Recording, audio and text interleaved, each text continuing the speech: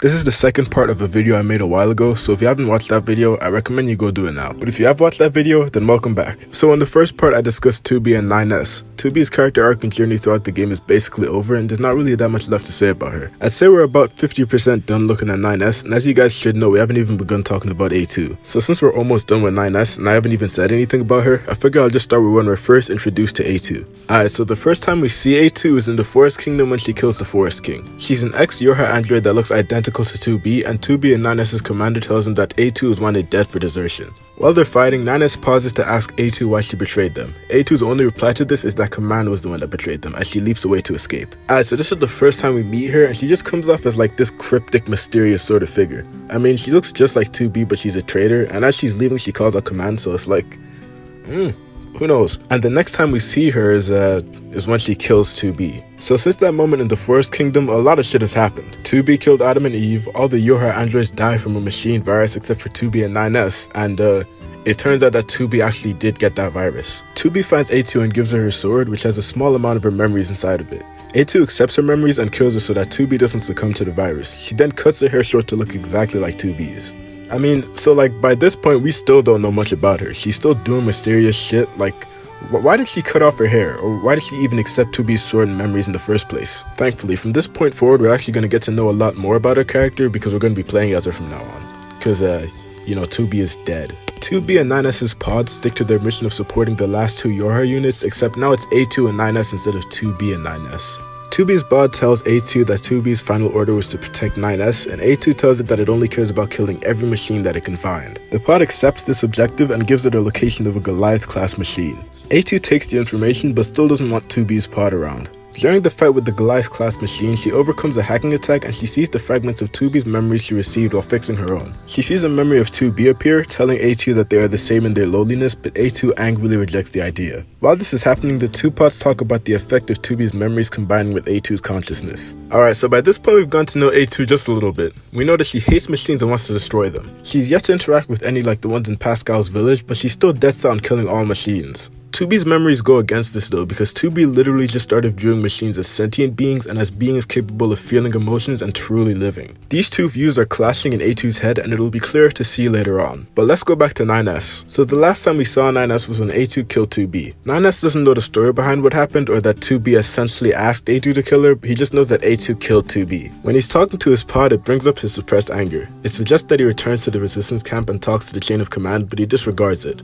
His only goal is to kill all machines and to kill A2. NieR has done a complete 360. Before he was almost seen as like the progressive one between him and 2B, with him early on thinking that machines can feel emotions and treating non-hostile machines like how he would treat other living beings. But after the machine's virus wiping out all the androids and after A2 killing 2B, NieR has taken a drastic change. Later on, when he's in the tower fighting machines, he coldly denies any claims of pain from the machines, insisting that they can't feel pain or any emotions for that matter. When the machine core of the tower is crying out for help, he ignores it and just destroys it. And this is really just the icing on the cake. It's just proving that he meant what he said and he no longer has any sympathy or compassion for machines, even ones that weren't involved with the death of the androids. Going back to A2, she encounters Pascal, one of the friendly machines from the forest being attacked by other machines. A2 saves him, wondering why the machines are fighting each other. Pascal thanks her and introduces himself as a peaceful robot that hates fighting and violence, but A2 still despises him because he's a machine. When A2 says, "They killed so many of us and I swore to make them pay," it kind of gives some insight as to why she hates machines. And if you think about it, it's almost like a similar reason as to why NieR hates machines now. Pascal gives her the offer to kill him if it will make her happy, and while she considers it, something inside her head decides not to. Just think back to when the pods were discussing the effects 2B's memories were having on A2's consciousness. A2 ends up having to go to Pascal's village and sees how peaceful they are as a pacifist society. A2 leaves, but when she returns to the village, she sees that some of the machines have gone berserk, attacking and eating each other. Pascal is normal and asks her to help save the villagers as he's helping the children escape. A2 agrees to help out, but soon realizes that there are no more villagers to save. Later on, A2 meets up with Pascal, who has brought all the children to the abandoned factory. The pod alerts them that a large number of machines are coming to their location.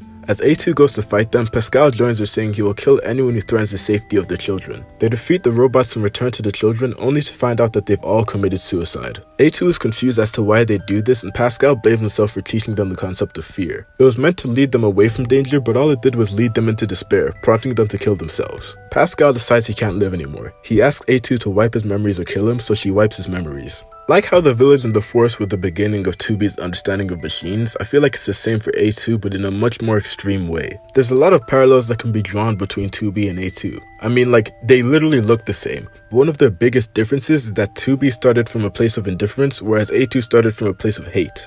After this, while A2 and 9S's pods are talking, 9S's pod says that 9S's psychological state has deteriorated to a grave level. Going back to 9S, while he's in another tower, he comes across a top secret report on androids that even the commander didn't know. It states that each android is equipped with a black box, but black boxes are reused cores from machine life forms. So in reality, machine and android consciousness share the same structure. 9S is shocked to learn this secret and refuses to accept it. If machines shared the same sense of consciousness as androids, it would just shatter his whole view of the world. I mean, like think about it. Like, imagine you hated chickens. Like, you really just fucking disliked them. If I see a chicken, I'm stabbing it to death and I'm feeding it to its son. You know, just dislike chickens to an extremely large amount of hatred degree.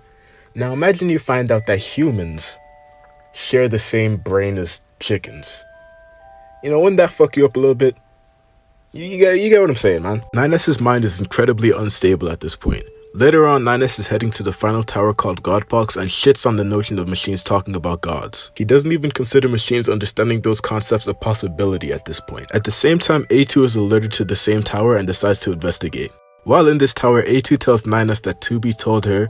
Did I say that right? A2 tells 9S that 2B told her that she wanted 9S to become a good person. But still angry at A2 for killing 2B, 9S strikes at her with a sword, but the floor gives out, breaking up their fight. Later on in the final tower, 9S comes across one last final top secret report. He finds out that Yorha is just a fake organization. They were the latest iteration of combat androids that were meant to be disposed of once the machines had gotten enough data to grow. Once the machines had gotten enough data, all the Yorha androids would be destroyed and all the evidence of the Yorha project would be eliminated. And this is what happened. That machine virus that took out 2B and all the other Yorha androids, that was this. The machine's getting rid of the androids after they'd gotten enough data. The two that had given him this information asks him if he still wants to fight, but he doesn't have an answer. He instead just attacks them. Think back to when the commander revealed the truth about the humans on the moon to 9S. This current situation is like an identical version of that, but worse, and at a time where 9S isn't mentally stable. From this point forward, 9S is just too far gone.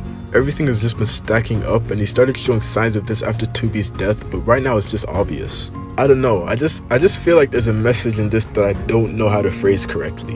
9S has always been seeking out knowledge and is naturally curious, but like in the end, all this information and knowledge is what fucks up his head. Like, ignorance is bliss, you know what I'm saying? Maybe I'm just getting ahead of myself. Anyway, skipping forward for the last time, A2 and 9S are facing each other. 9S reveals the truth about Yorha, the humans on the moon, and their ultimately meaningless existence. A2 just kinda stands there, seeming to not care about the information, which to be honest, kinda fits her character. In response, she tells him that 2B hated killing him. 9S is a high-end model, and Command knew that he'd always find out the truth about the humans on the moon, so they assigned 2B as his partner, who was tasked to kill him when he learned too much. Turns out 2B isn't her actual android model. She was actually 2E, number 2, type E, an executioner model designed to kill Yorha androids, and she was modeled after A2's look and personality.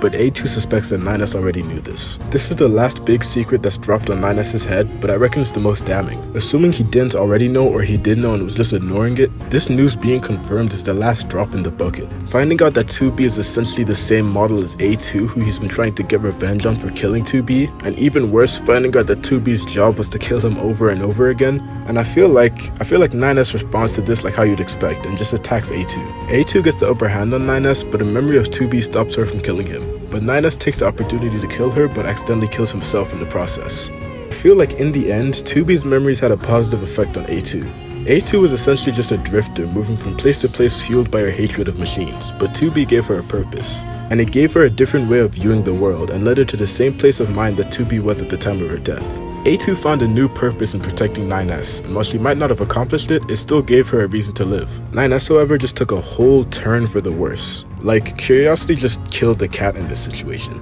Back when 9S learned the truth about the humans on the moon and realized that everything he'd fought for was meaningless, he didn't really react negatively. Mainly because his reason for living and his reason for fighting would be 2B, and when she died, he lost that reason. It's almost like he went on the complete opposite journey as A2. 2B's death was a catalyst for both of these characters. For A2, it resulted in her finding a new purpose and leaving her hatred in the past. But 9S lost his purpose and was filled by his hatred for A2 and the machines, becoming a worse person because of it. And ironically, before she died, the last thing 2B said is that she wanted 9S to become a good person. I know this might seem very bleak, but this isn't the end of the story. And like, even like everything that's happened so far isn't the full story. Like, I left out a lot of stuff. Like, to be honest, like, I need to stop saying like, probably about 60% of the story I left out. So if you haven't played this game, go play it. And if you have, then go play it again. I guarantee you won't regret it. This is genuinely one of my fucking favorite games of all time. Fucking the story, I mean, you can tell by this video, the story is fire. The combat, the fucking ass, you know what I'm saying, the A2 and 2B, that, you know what I'm saying, like, I'm not gonna get too into that, but you know what I'm saying. Okay, look, I'm not sponsored, but this is a really good game, and if Square Enix wants to sponsor me, I'll do that shit for free. But I'm getting ahead of myself. You know, this is Jugo Young. Thanks for fucking 350 subscribers. I'm back from my hiatus. Well, it's not really a hiatus. I was gone for like 8-10 days. And even considering that, I've been gone for longer periods of time. I've been gone for like months at a time. Well, that was a while ago, but still, like, it hasn't even been 2 weeks. Who cares, man? Subscribe, like, hopefully this one does well. And yeah, this was your boy Jugo Young, and as always, I'll see you guys next time. Peace.